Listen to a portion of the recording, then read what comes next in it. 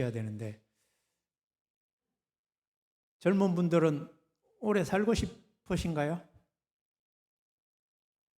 우리 찬양하시는 자매님은 오래 안 살고 싶대요.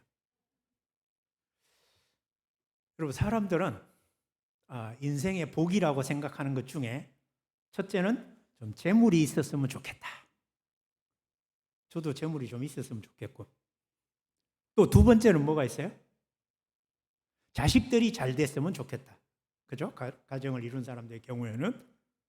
또는 좋은 남편이나 아내를 만났으면 좋겠다. 또 마지막에 이제 연로하신 분들은 건강하게 오래 살았으면 좋겠다.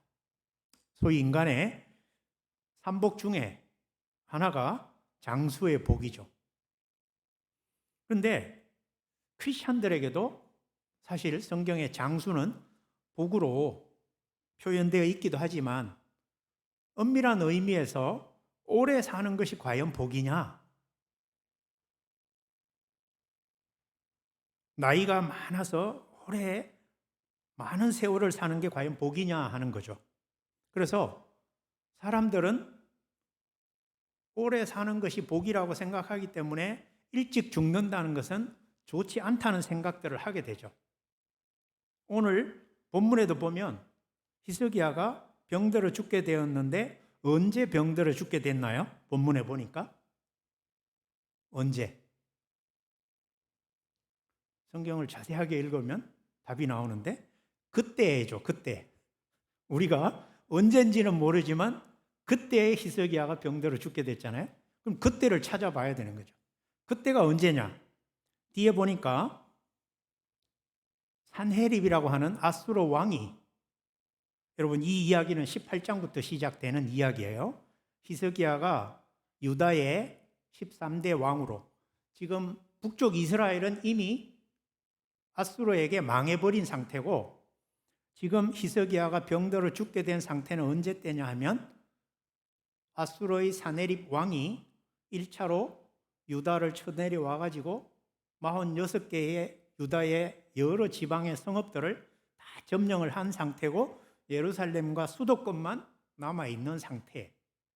그러니까 국가가 풍전등화의 위기에 처했을 때 히스기야가 사네립에게 맞섰었어요.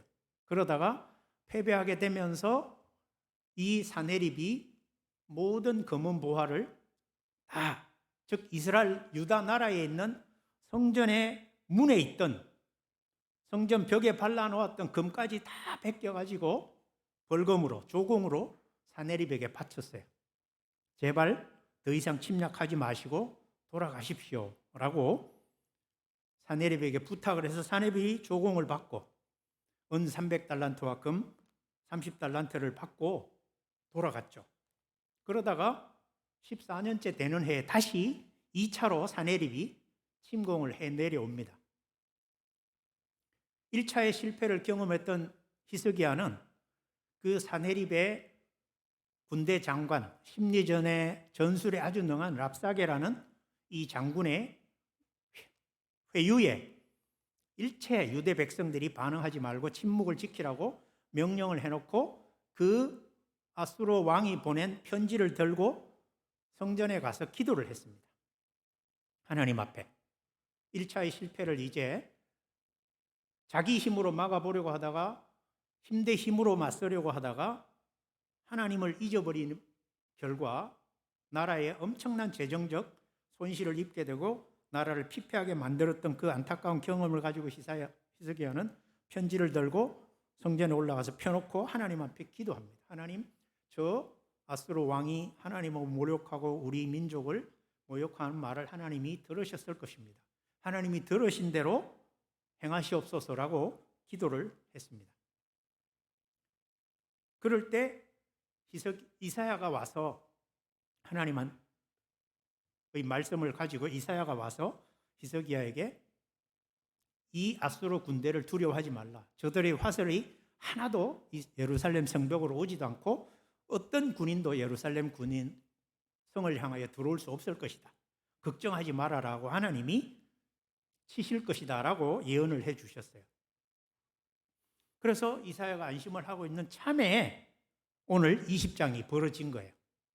그때라는 게. 그러니까 나라가 지금 18만 5천 명이라는 아수르 군대가 쳐들어와서 예루살렘을 위협하고 있는 상황이고, 이제 이 왕을 중심으로 그 사내립을 맞서야 할 위기 상황에 히스기야가 죽게 된 거죠. 근데 재미있는 표현이, 병들어 죽게 됐는데 이사야가 와서 뭐라고 얘기합니까? 하나님 말씀이 너는 집을 정리하라. 네가 죽고 살지 못하리라. 여러분, 지금 이 상황 속에서 하나님의 뜻은 이사야가 죽는 거죠. 그게 하나님의 뜻이에요. 근데 히스기야는 죽음이라는 것은 자신에게는 좋지 않은 것이고 악한 것이라는 생각에, 사는 것만이 좋은 것이라는 생각에 이 죽음을 받아들이지 아니하죠. 즉 하나님의 뜻이라는 표현으로 보면 나는 하나님 뜻을 받아들일 수가 없습니다 라고 이야기를 하는 거예요. 여러분, 이 하나님의 뜻을 거역하는 이유가 뭔지 히스기야의 입을 통해서 나오는 말을 한번 들어보세요. 왜 저는 죽으면 안 됩니다 라고 히스기야는 말하고 있습니까? 3절에 보면 히스기야는 자기가 지금 죽을 수 없다라고 하나님께 들이대는 이유가 뭐예요? 여기 보니까 내가 진실과 전심으로 주 앞에 행하며 주께서 보시기에 선하게 행한 것을 기억하옵소서. 여러분, 오늘날 표현으로 한다면 하나님, 저 그래도 잘 살아왔잖아요. 하나님 앞에서 그래도 내가 진심을 다해서 전심으로 하나님을 향해 살아왔잖아요. 그런데 왜 저를 죽이려고 하시는 거예요? 그 말이죠. 여러분들 중에 만약에 하나님이 오늘 밤에 좀 죽어라, 하나님이 죽어라라고 하실 리는 절대로 없어요. 그것이 뭐 병원에 갔더니 갑자기 암이 생겼다든가 아니면 어떤 정말 중병이라고 선언을 받게 되는 상황일 수도 있겠죠. 여러분, 병 걸리면 무조건 하나님 뜻이다 하고 죽어라, 그 뜻이 아니에요. 오늘부터 또 오 목사님이 병 걸리면 그냥 이유 없이 죽으라는 걸로 알아듣고 다 죽어라 이렇게 이해하지 마시고, 그래서 하나님, 저의 살아온 생을 보시고 제가 그래도 잘 살았는데 하나님 저에게 죽음이라는 것을 허락하신다는 것은 말이 되지 않습니까? 저의 지나온 살아온 삶을 보시고 기억하셔서 하나님 다시 한번 기회를 주십시오라고 아주 통곡을 하죠. 그랬더니요, 하나님 갑자기 마음을 바꿨어요. 이사야가 그 소식을 딱 전하고, 야, 하나님이 너 죽으래, 짐 정리하고 깨끗하게 보따리 싸라고 하고 돌아섰는데 히스기야가 그 사이에 벽을 향해서 하나님 하고 막 기도하면서 자신의 죽지 말아야 할 이유를 하나님께 들이댔어요. 여러분, 만약에 여러분이 어떤 죽어야 할 상황인데 하나님 앞에 기도한다면, 하나님, 제가 그동안 그래도 잘 살아왔는데 저희 삶을 보시고 저를 살려주셔야 되지 않겠어요? 라고 할 수 있는 분 계세요? 정말 잘 살아왔어요? 없잖아요. 하나님, 저는 죽어도 쌉니다. 그동안 살아왔는데 하나님 위해서 이름은 수백 번, 수천 번, 수만 번 하나님 아버지라고 불렀지만 그 아버지의 거룩하신 이름 앞에 합당하게 산 거를 꼽아보면 죽는 게 낫습니다라고 우리는 말할 수밖에 없는, 저 같은 경우를 없는 경우인데, 히스기야는 그렇게 말하면서 하나님 앞에 기도를 했더니 하나님이 이사야가 성 절반도 못 갔는데 갑자기 이사야 돌아가서 이렇게 전해라 라고 해요. 뭐라고 얘기하냐면, 왕의 조상 다윗의 하나님 여호와의 말씀이, 여러분, 그냥 하나님이 이러면 되는데 왜 왕의 조상 다윗의 하나님이라고 얘기하는지를 기억을 좀 하셔야 돼요. 왕의 조상 다윗의 하나님 여호와의 말씀이, 내가 네 기도를 들었고 네 눈물을 보았노라, 내가 너를 낫게 하리라. 그래서 네가 3일 안에 다시 여호와의 성전에 올라가 예배할 것이다 라고 얘기를 해요. 여러분, 여기까지만 해도 우리는 할렐루야 아니에요? 근데 뭐라고 그럽니까? 하나님이 6절에 보니까 내가 너에게 15년의 생명을 더 연장시켜 줄게. 오늘이 너의 생명의 마지막 날이었는데 지금부터 15년을 더 살게 해줄게 라고 얘기를 하는 거예요. 자, 그러면 여러분, 히스기야가 15년을 더 사는 이 소식을 들었을 때 어떤 생각이 들었을까요? 일반적으로 죽어가던 사람이 살아날 수 있다라고 이야기한다면 그 사실만으로도 엄청나게 기쁜 소식이잖아요. 근데 살고 나면 또 하나 찾아오는 걱정이 뭐예요? 이 병에서 놓였지만 혹시 병이 재발해서 내가 또 빨리 죽지 않을까 하는 두려움이잖아요. 근데 그런 걱정을 들어주기 위해서 하나님이 몇 년을 딱 이야기를 해요. 앞으로 15년은 병 재발 걱정 없이 살 수 있어. 잘 살아봐. 그런 마음으로 하나님이 아마 히스기야에게 15년을 더 해줄게 라고 이야기를 하시면서 뭐라고 하냐면 두 가지를 약속하시죠. 6절에 내가 너와 이 성을 아수르 왕의 손에서 구원하고 너는 질병에서 구원하고 이 성은 저 아수르 사네립 왕에게서 구원하겠다. 근데 왜 이 성을 구원합니까?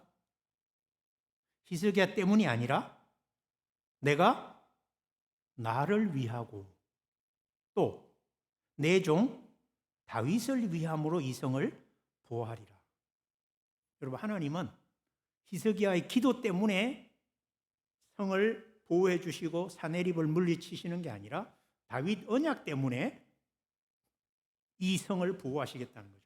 다윗 언약은 뭐냐 하면 하나님께서 사무엘하 7장 11절부터 14절에 다윗이 왕이 되고 나서 자기가 왕궁을 건축하고 보니 하나님 성전이 너무도 초라해서 하나님께 성전을 지어드리겠다고 기도를 합니다. 그랬더니 하나님이 너는 피를 너무 많이 흘린 왕이라 성전을 짓지 말고 네 몸에서 날 자식이 성전을 짓게 될 것이고 대신에 내가 너의 위와 왕위를 영원히 경고케 하리라 라고 약속을 하셔요.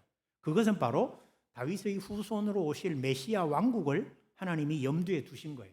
그래서 구약 성경은 계속해서 아브라함의 혈통적 후손들 가운데 다윗의 후손을 통하여 메시아가 올 거라는 역사가 흘러가고 있는 게 구약 이야기거든요. 그러니까 구약을 볼 때는 그 두 가지 사실을 기억하고 봐야 되는 거예요. 히스기야의 어떤 기도라든가 또는 그의 간절한 눈물 흘린 통곡의 기도 이런 것보다도 더 중요한 것은 하나님은 자신의 언약을 따라 자신의 약속에 따라 구속사를 위하여 개개인을 다루신다는 것을 여기서 보여주시는 거죠. 여러분, 조금 전까지 하나님이 너 죽을 거야, 짐 싸, 정리해 라고 하니까 펑펑 울던 히스기야가 하나님이 너 낫게 해줄게, 이 성도 지켜줄게 하니까 갑자기 히스기야가 뭐라고 하는지 한번 보시겠어요? 8절에 여러분, 재미있는 것은 7절을 먼저 보고 가죠. 그렇게 죽을 병이었는데 어떻게 고칩니까? 이사야가 이르되 무화과 반죽을 가져오라 하매 무리가 가져다가 상처에 놓으니까 나았어요. 그러니까 이건 무슨 종기가 났든지 하여튼 썩어가는 어떤 병이었나 봐요. 무슨 병인지 모르는데. 근데 하나님이 그 병으로 너 죽을 거야 라고 했는데 여러분, 이건 누구도 못 고치는 거 아니에요. 그게 왕인데 어전에 의사들이 얼마나 많이 있었겠어요. 근데 누구도 고칠 수 없고 죽을 병이다라고 했는데 고치는 것은 너무도 쉽게 의사가 아니라 누가 고쳤어요? 하나님의 선지자 이사야가 고쳐요. 무화과 반죽 갖다 여기 대면 나을 거야. 여러분, 이것은 의학적 치료라기보다는 하나님의 기적적인 치료인 거예요. 말하자면 말씀으로 내가 너를 낫게 한다는 것을 히스기야에게 보여주는 거죠. 무화과 반죽이 치료하는 게 아니라 내가 너를 살리겠다는 이 말씀이 너를 살린다는 사실을, 그래서 그렇게 심각한 죽을 병이 무화과 반죽 덩어리로 낫는다는 이 이야기를 굳이 성경 기자가 하는 이유는 하나님의 말씀이 어떤 능력이 있는지, 우리가 하나님의 말씀에 어떻게 반응해야 되는지를 보이는 거예요. 여러분, 그렇게 질병을 치료한 이사야는 여러분, 이 이야기가 7절이 요약이에요. 실제로는 8절부터 먼저 읽어야 되는 거죠. 왜요? 히스기야가 뭐라고 그럽니까? 여호와께서 나를 낫게 하시고 3일 만에 여호와의 성전에 올라가게 하실 무슨 징표가 있나이까? 지금 아직 안 나왔어요. 그래서 묻는 거죠. 3일 후에 제가 성전에 예배하러 올라간다고 하셨는데, 조금 전에는 죽는다고 하셨는데 3일 후에 제가 성전에 예배하러 올라간다는 무슨 사인이 있습니까? 물은 거예요. 그러니까 이 8절부터 여러분 11절까지가 먼저 있고 7절이 사실은 요약인 거예요. 그래서 어떤 이야기를 합니까? 좋습니다. 당신이 하나님이 말씀하셨는데도 믿지 못하니 하나님이 사인을 하나 당신이 요구하시니 주실 텐데, 그러면 해그림자가 앞으로 10도를 가게 할까요? 해그림자가 뒤로 10도를 가게 할까요? 그랬더니 해그림자가 하루가 지나갈 때 10도가 앞으로 가는 건 당연한데, 그거는 뭐 기적이라고 할 수도 없는데 정말 나에게 사인을 보여주려면 해가 뒤로 10도 가게 해 주십시오. 여러분, 해의 10도는 우리로 말하면 시간은 2시간이에요. 그러니까 2시간 앞으로 가야 될 게 2시간 뒤로 가는 바람에 총 4시간이 멈춰진 거죠. 여담이지만 미국에서 우주로 로켓을 쏘아 올리고 그 궤도를 벗어나게 하는 힘이라든가 이거를 위해서 슈퍼컴퓨터에 시간을 추적을 시작을 한 거예요. 그래가지고 모든 자료들을 다 넣어가지고 추적을 했는데 24시간이 비어요. 시간이 안 나와. 그래가지고 과학자들이 이제 딜레마에 빠진 거죠. 도대체 24시간이 어디 갔냐? 왜 컴퓨터에서 24시간이 나오지 않냐? 그러다가 그 중에 연구원 중에 하나가 내가 옛날에 교회 다닐 때 성경에 보니까 해가 멈췄다던데? 그 이야기가 나온다던데 성경에? 그러니까 무슨 해가 멈추는 일이 어디 있어? 그런 얘기 헛소리 하지 마 하다가 계속 아니야 나 그거 2개나 있다고 들었다니까? 하고 찾아보니까 여호수아서에 여러분 여호수아와 싸울 때 해가 거의 하루 종일 머물러 있었잖아요. 그 하루 종일을 시간을 계산해 보니까 20시간인 거예요. 4시간이 없잖아요. 근데 여기 보니까 4시간이 나오는 거예요. 하나님이 그 24시간을 멈춘 시간이구나 하는 걸 컴퓨터로 계산을 해가지고 그걸 넣으니까 답이 나온 거죠. 그래서 지금 우리가 로켓을 쏠 때 궤도와 시간을 맞출 수 있게 된 거예요. 여러분, 이 기록 때문에. 이게 역사적 사실이란 말이죠, 말하자면. 하나님이 여러분 한 개인의 죽음을 놓고 우주를 움직이셨단 말이에요. 히스기야가 얼마나 위대한 사람이에요? 여러분, 별 볼 일 없는 인간 아니에요.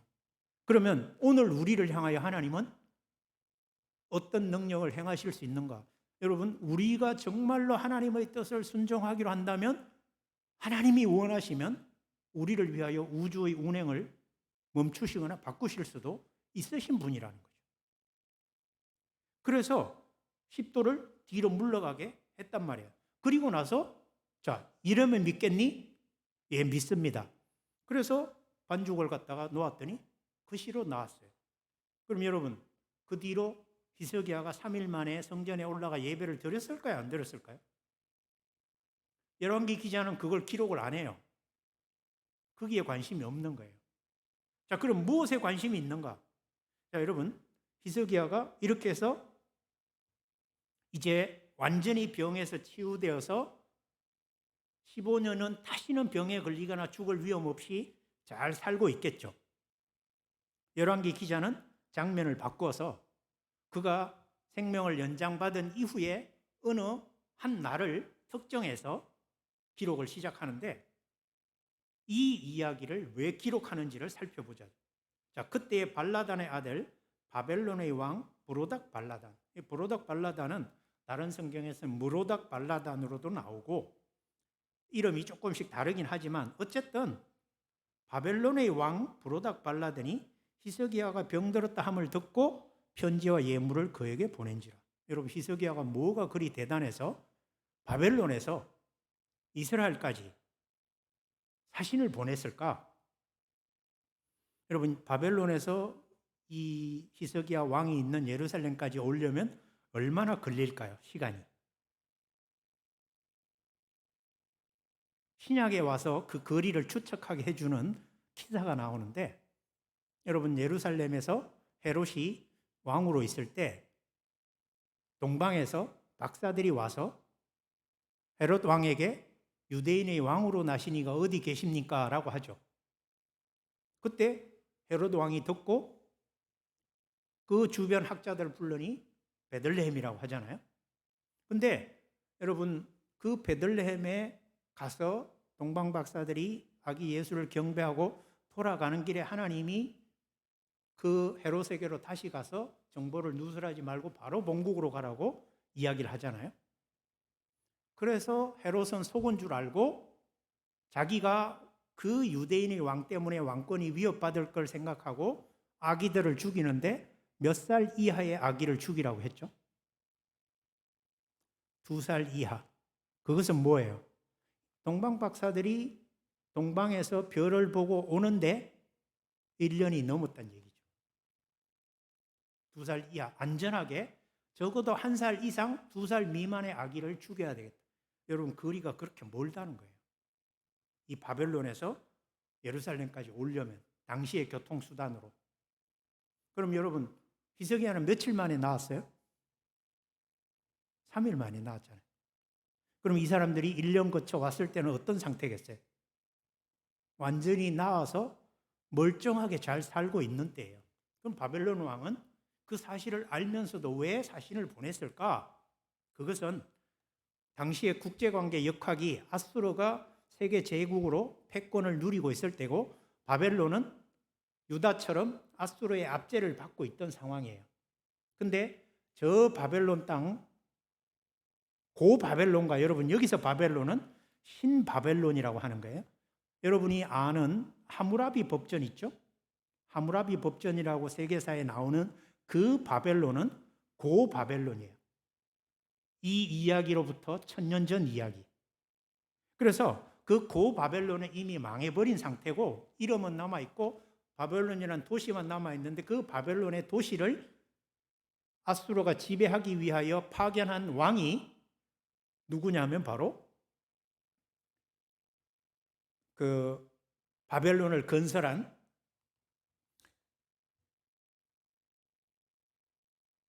나보폴라살이에요. 나보폴라살. 그러니까 나보폴라살은 아수르의 군대 장관이었죠. 군대 사령관이었죠. 바벨론 지역을 지키던. 그 바벨론 지역의 반란을 제압하고 통치하라고 보낸 장군이 바로 나보폴라살인데, 이 나보폴라살이 아수르가 이집트와의 싸움에서, 갈그미스 전투에서 이집트에서 1차전에 패하면서 세력이 약화되고 곳곳에 막 반란이 일어날 때 나보폴라살이 그 아수르에게 반기를 들고 바벨론에서 자기가 왕이 됐어요. 그래서 바벨론이란 나라가 막 생겨났어요. 모로닥 발라다는 그 뒤에 왕이에요. 그러니까 바벨론이 지금 새로운 나라로 만들어지고 있는 중이고 아수르는 약해가고 있는 중인데, 여러분, 그 사건이 어떤 사건이 있냐면, 먼저 이걸 이해하기 위해서, 자,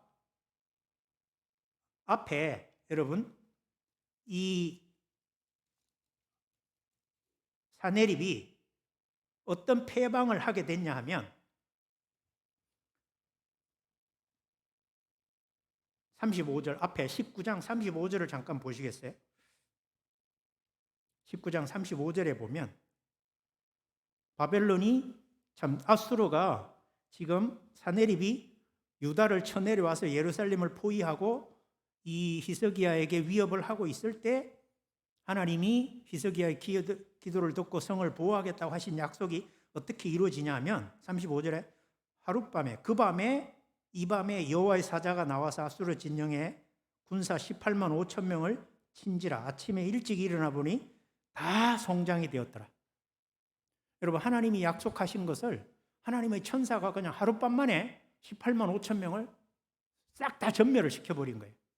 이 소식이 주변 국가로 싹 퍼져나간 거예요. 유다가 아수르를 물리쳤다더라. 그것도 하룻밤에 대군 18만 명을 죽였다더라. 이런 소문이 퍼진 거죠. 그러니까 아수르의 그 지배를 받고 있던 바벨론이 새로 나라를 세우고 아수르를 멸망시키고 싶으니까 누구하고 손잡으면 되겠다는 생각을 한 거예요. 엄청난 아수르 군대를 멸망시킨 유다 왕과 손을 잡아야 되겠다는 생각에 이 모로닥 발라단이 사신을 보낸 거예요. 그게 지금 모로닥 발라단이 사신들을 히스기야에게 보내고 편지도 보내고 예물도 보냈어요. 그럼 여러분, 편지에는 무슨 말이 쓰여져 있었을 것 같아요? 편지에는. 그거는 13절을 보면 20장 13절에 보면 잘 보십시오. 히스기야가 행동을 하는데 어떤 행동을 하냐면 자기 보물고에 금은과 향품과 보배로운 기름과 그의 군기고와 창고의 모든 것을 다 사자들에게 보여주었어요. 그러니까 자기 나라의 군사력, 경제력 모든 것을 바벨론 왕 사신에게 싹 다 보여준 거예요. 여러분, 이 행동을 하게 된 이유가 뭐죠? 그 13절에 보니까 히스기야가 바벨론 사자들의 말을 듣고 그러잖아요. 말을 듣고. 그럼 바벨론 사자들은 히스기야에게 무슨 말을 했을 것 같아요?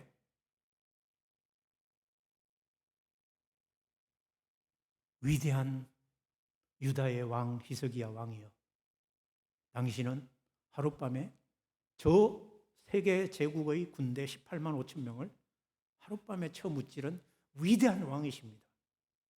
이 제국을 무너뜨릴 힘을 가진 왕은 히스기야 왕 당신밖에 없습니다. 라고 여러분 편지에 써서 보냈고, 사신들이 그걸 통역을 통해서 엄청나게 히스기야 왕에게 사탕발린 말을 했겠죠. 그랬더니 히스기야가 어떻게 됐겠어요? 기분이 너무 좋아진 거예요. 정말 자기가 그렇게 한 것 같은 생각이 들면서, 맞아요, 우리나라의 경제력과 여러분 부귀를 한번 보시겠습니까? 보십시오 하고 자발적으로 안내를 한 거예요. 다 보여줬대요. 그러자 하나님이 가만히 계시지 않죠. 하나님이 선지자 이사야를 보내가지고 히스기야 왕에게 와서 뭐라고 합니까? 두 가지를 물어요. 자, 첫 번째 뭘 물었습니까? 이사야가 히스기야에게. 첫 번째 질문이 뭐예요? 이 사람들이 왕에게 무슨 말을 하였습니까? 라는 질문과 그 다음에 어디서부터 이 사람들이 왕에게 온 사람들입니까? 라고 두 가지를 물어요. 근데 히스기야는 뭐만 대답합니까? 두 개 중에 두 번째 질문, 어디서 온 사람들입니까? 하니까 먼 지방 바벨론에서 왔습니다 라고만 얘기해요. 여러분, 왜 첫 번째 질문에 답을 안 했을까요? 자기 아첨과 자기 과시와 자기 칭찬이 들어있잖아요. 그것 때문에 기분이 좋아서 지금 이스라엘의 모든 군사 비밀과 여러분 무기와 금은 보화를 다 보여줬잖아요. 하나님이 15년을 연장시킬 때 왜 연장시켰을까요?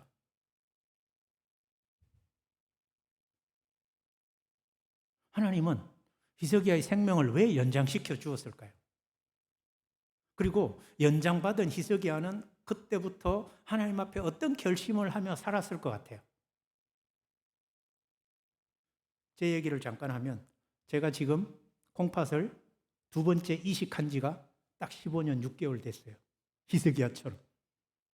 1차 콩팥을 이식받아서 12년간 잘 있다가 거부 반응으로 그게 기능이 상실돼서 투석을 하다가 다시 2006년부터 지금 또 다른 분이 콩팥을 주셔서 제가 이식을 받았거든요. 제가 수염을 기르는 이유도 콩팥을 이식받게 되면 남의 콩팥이 제 몸에 들어왔기 때문에 제 면역 체계와 이식받은 면역 체계가 달라서 이식받은 이 신장을 제 면역 체계가 계속 공격을 해서 죽이려고 해요. 그래서 제 면역 체계를 죽여야만 이식받은 신장이 살기 때문에 면역 억제제라는 약을 복용합니다. 그 약의 부작용이 털이 엄청나고 여드름이 많이 나는 거예요. 그래서 면도를 할 수가 없어서 수염을 기르게 될 수밖에 없었어요. 그 고통의 세월, 죽을 것 같은 상황 속에서 하나님이 살려준 지가 15년이에요. 여러분, 제가 이 두 번째 이식 받았을 때 침대에서 나오면서 어떤 생각을 했겠어요?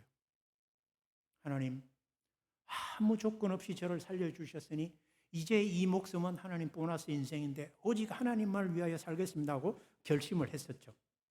그리고 15년을 살았어요. 여러분, 15년 동안 제가 어떻게 살았을 것 같아요? 잘 살았을 것 같죠? 여러분은 모르시지만 하나님은 아셔요. 제 속으로는 그때 차라리 내가 죽었었더라면 이렇게 죄 짓고 살지는 않을 텐데 하는 생각을 할 정도로. 여러분 보세요. 히스기야는 하나님이 생명을 연장시켜 주셨더니 뭐 하고 있어요? 자기 잘났다고 자랑하고 있잖아요. 이스라엘 나라가 오늘 안전하고 태평하고 부유한 것이 마치 자기의 통치와 자기의 여러분 치세 때문인 줄 착각하고 하나님을 쏙 빼고 모든 것이 자기의 공로요, 자기의 업적인 줄 알고 자랑하면서 뭐 하고 있어요? 선지자에게까지 진실을 말하지 못하고 있잖아요. 여러분, 선지자가 지금 히스기야가 빼먹은 말을 모르겠어요? 알죠. 하나님이 알게 하셨는데. 그런데 보세요. 선지자 앞에서 지금 히스기야는 거짓말을 하고 있잖아요.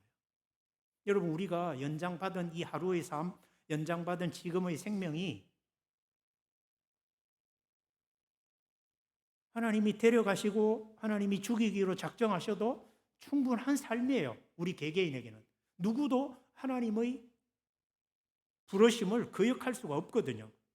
그러면 오늘을 살려준 이유는 여러분 그 오늘이라는 시간에 내가 어떻게 살아야 할지를 좀 생각해 보라는 얘기 아니겠어요? 근데 히스기야는 살려주었더니 여러분 뭘 하고 있습니까? 자기 잘난 줄 알고 자기가 대단한 사람인 줄 알고 자기가 이 나라를 정말 엄청나게 잘 통치한 것처럼 외국 사신들에게 다 자랑을 하고 있지 않습니까? 그리고는 사신들이 저에게 엄청난 칭찬의 말을 했고 저처럼 위대한 왕은 없다고 했고 제가 마치 아수르 왕 사네입의 군사 18만 5천 명을 다 죽인 것처럼 저에게 엄청나게 아부하고 칭찬을 했습니다. 그 말을 쏙 빼먹고 저들은 먼 바벨론, 여러분 히스기야의 이 먼 바벨론이란 말은 이들이 우리나라를 침략할 수는 없을 만큼 먼 곳에 있기 때문에 제가 지금 이렇게 이 나라에 무기와 금원부화를 다 보여준 거 이거 걱정 하나도 안 하셔도 됩니다. 그 말이에요. 근데 하나님은 뭐라고 하셔요? 16절에 이사야가 히스기야에게 이르되 하나님 말씀 들어보십시오. 하나님 말씀이 날이 이럴 것입니다. 그 날은 언제냐면 왕궁의 모든 것과 즉 당신이 지금 바벨론 사신들에게 보여준 그 모든 금은보화와 무기와 심지어 왕의 조상들이 오늘까지 쌓아두었던 것 이거는 뭐예요?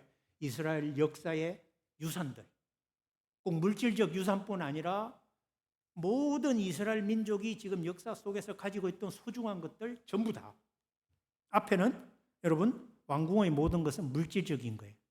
그 다음에 두 번째 이스라엘 조상들이 지금까지 쌓아왔던 모든 것은 이스라엘의 역사와 정신과 여러분 종교와 하나님과의 관계와 이 모든 축복들이죠. 그것과 또 그것이 어떻게 돼요? 당신이 멀리 있어서 저들이 쳐들어올 거라고는 꿈도 꾸지 않는 그 바벨론으로 다 빼앗겨 가서 하나도 남지 않을 겁니다.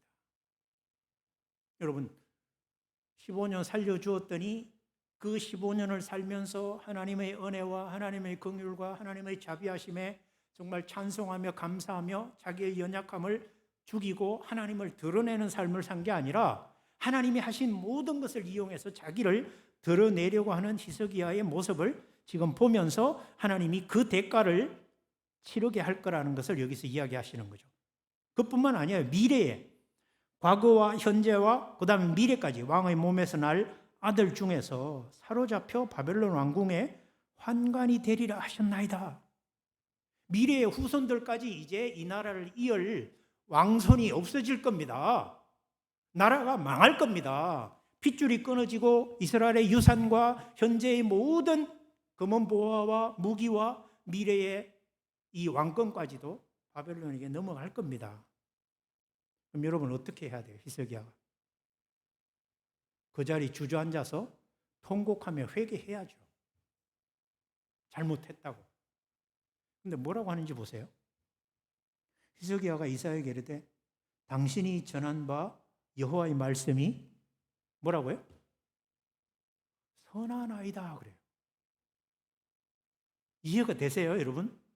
히스기야가 이렇게 말하는 것이?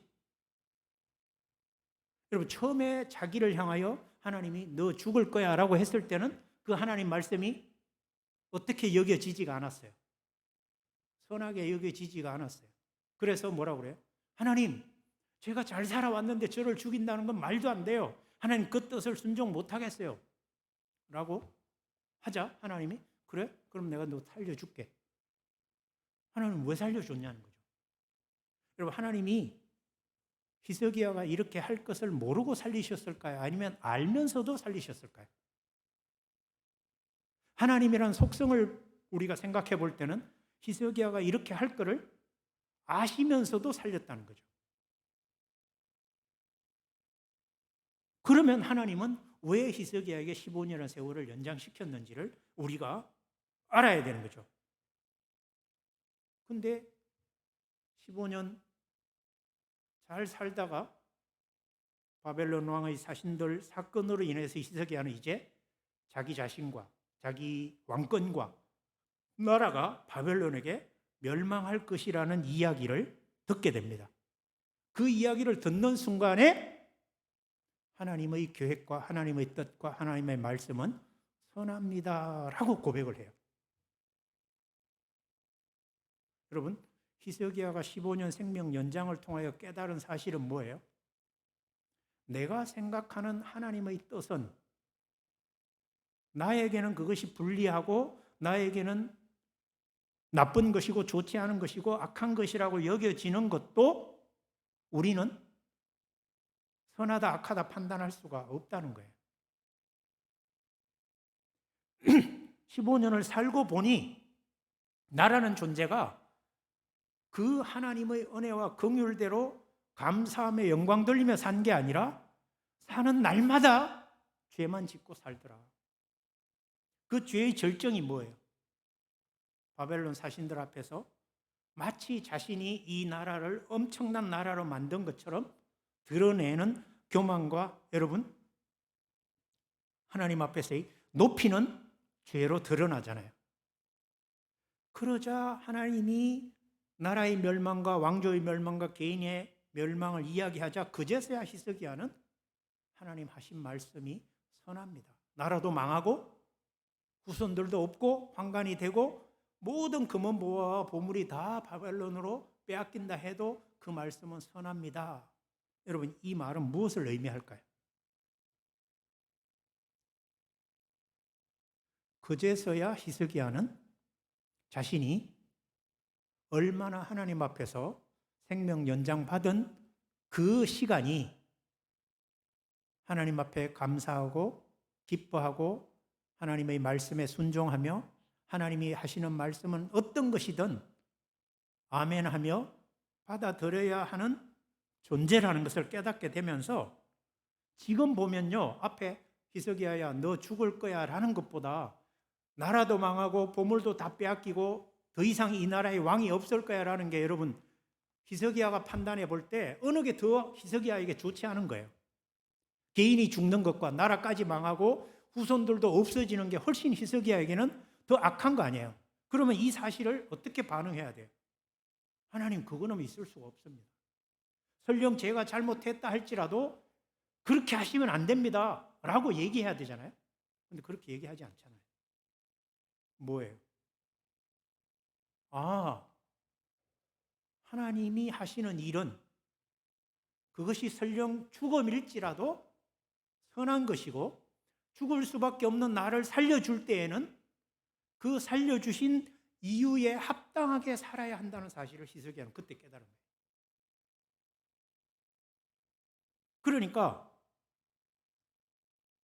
이사야의 이 국가적 멸망과 미래 왕권의 멸절에 관한 예언을 듣고도 선하나이다 하고 만일 내가 사는 날에 태평과 진실이 있을진데 어찌하여 선하지 아니하리요. 내 때는 이렇게 왕권이 유지되고 다음 세대의 미래에 그렇게 된다 할지라도 그것은 하나님 뜻대로 하실 것입니다. 여러분 바꾸고 말하면 뭐예요? 이제 역사는 하나님이 원하시는 대로 흘러간다는 것을 제가 인정합니다라는 거예요. 그럼 그 뒤로 히스기야가 어떻게 됩니까? 이 아수르에 맞서 가지고 그 성 안에 터널을 만든 역사적인 사건이 역대기에 기록이 되어 있어요. 그리고 지금도 히스기야의 수도가 예루살렘 성 안에 있고 그 물 끝이 어디냐 하면 신약 성경에 나오는 연못, 베데스다 연못이에요. 그 물 성 밖에서. 왜냐하면 그 아수르 군인들이 물이 없으면 살 수가 없잖아요. 포위하더라도. 그래서 밖으로 나가는 예루살렘 성 밖으로 흘러나가는 모든 물길을 막고 모든 물길을 성 안으로 다 끌어들여서 터널을 뚫어서 성 안에만 물이 있게 만들었어요. 그게 이제 여기 나오는 수도를 만들어 물을 성 안으로 끌으니. 근데요, 20절에 한번 보세요. 히스기야 그의 조상들과 함께 잔다, 죽었다 이 말이잖아요. 여러분 15년 더 살아도 결국은 히스기야도 죽었지 않습니까? 그리고 히스기야가 15년 더 살아서 누가 왕이 되게 했습니까? 므낫세가 대신하여 왕이 되었다. 근데요, 21장 잠깐 보실래요? 므낫세가 왕이 될 때 나이가 몇 세예요? 12세죠. 그러면 히스기야는 므낫세를 언제 낳았냐 하면 생명을 연장받고 나서 낳았다는 얘기예요. 여러분 이게 대단한 것 같지 않지만 므낫세는 남쪽 유다 역사에서 가장 악한 왕이었어요. 어찌 보면 그가 15년 생명을 연장받지 않았더라면 므낫세 왕은 유다 왕조에서 사상 최악의 악한 왕으로 살아남을 수가 없었을 거예요. 그럼 15년 연장해서 히스기야가 한 일은 뭐냐? 자기 잘난 줄로 착각하고 살았고 자기 자식을 낳았는데 그 자식이 이스라엘 역사에서 북쪽 아합 왕 못지않게 악한 왕으로 통치를 했다는 것 외에는 15년 연장된 삶의 의미가 없다는 거죠. 결론을 맺어봅시다. 오늘 하루 일어나셔서 하나님 오늘 생명을 연장해 주셔서 감사합니다. 기도하셨나요? 안 하셨죠? 그럼 어젯밤에 주무실 때 하나님 내일 아침에 생명이 연장되어서 눈 뜨고 활동할 수 있게 해 주십시오 하고 기도하셨나요? 안 하셨죠? 그 이유가 뭘까요?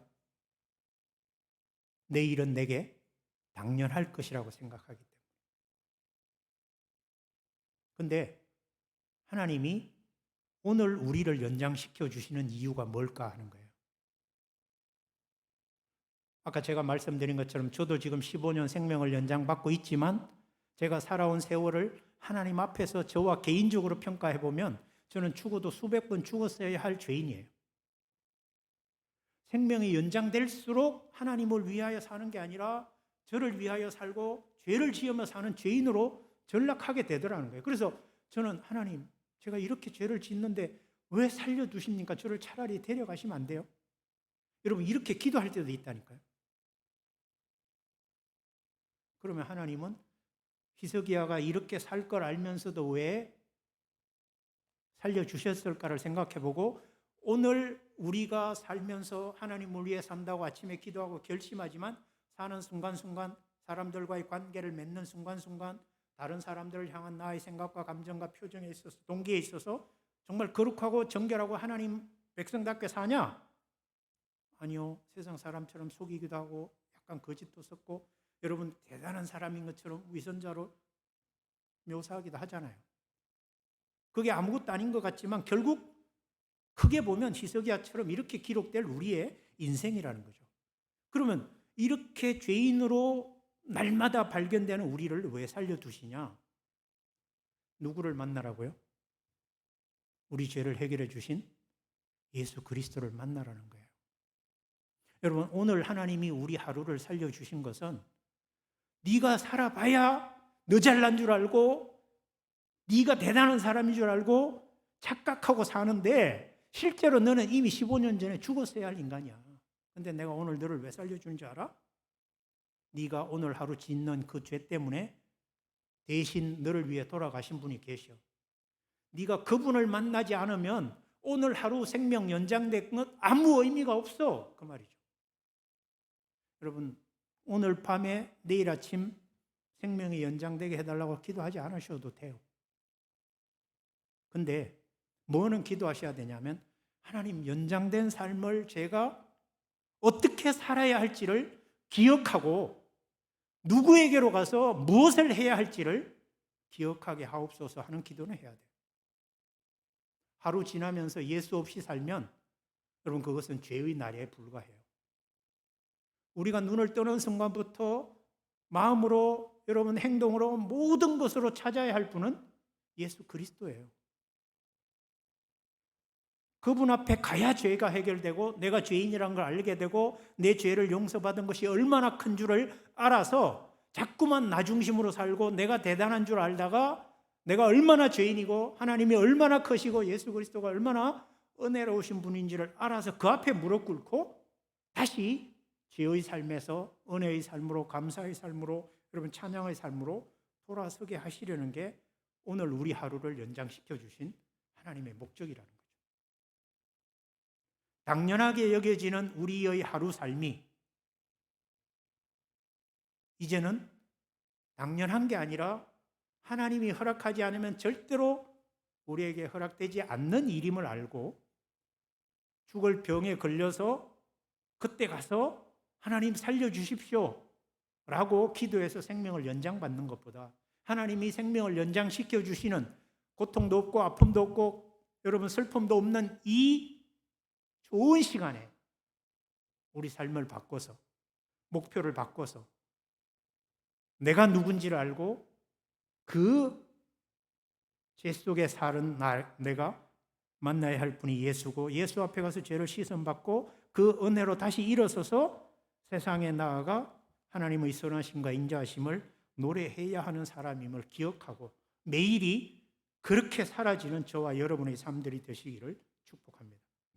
잠깐 같이 우리 자신을 돌아보면서 오늘 하루 생명 연장해 주신 하나님의 뜻을 기억하고 매 시간 돌아보면 하루 20시간 보낸 것 중에 15시간 보낸 것 중에 얼마나 내가 주님을 만나려고 했었던가, 내 안에 얼마나 주님이 와 계신가, 나는 무엇을 위해 이렇게 열심히 살았는데 주님이 드러났는가, 하나님이 드러났는가, 아니면 내가 드러났는가 생각해 보시면서 잠깐 성찰하는 기도들을 하고 하나님 앞에 회개하고 감사하는 기도를 잠깐 하겠습니다. 잠깐 기도하겠습니다.